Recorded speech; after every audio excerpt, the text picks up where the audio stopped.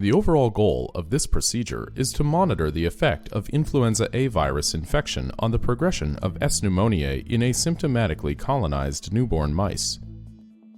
First, infectious stocks are prepared by growing the organisms in a standard broth culture in the case of bioluminescent S. pneumoniae, or in chicken eggs for influenza A virus.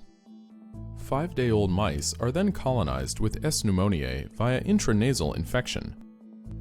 Once the mice are 8 to 14 days old, they are either infected with influenza A or mock-infected. In vivo bioluminescent imaging can then be used to monitor the dissemination of S. pneumoniae in the lungs of mice co-infected with influenza A.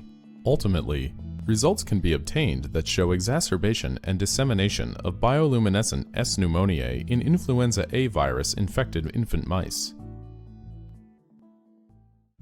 So the main advantage of using this technique over other commonly used techniques, such as dissection of animals at each time point after euthanasia, is that you can follow the infection in the same animal over time.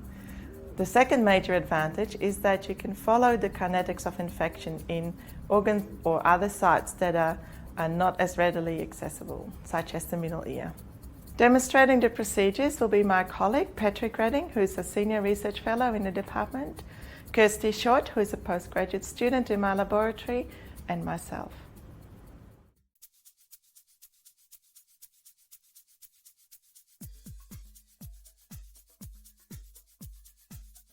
From a blood agar plate culture of bioluminescent S. pneumoniae, collect a single bacterial colony.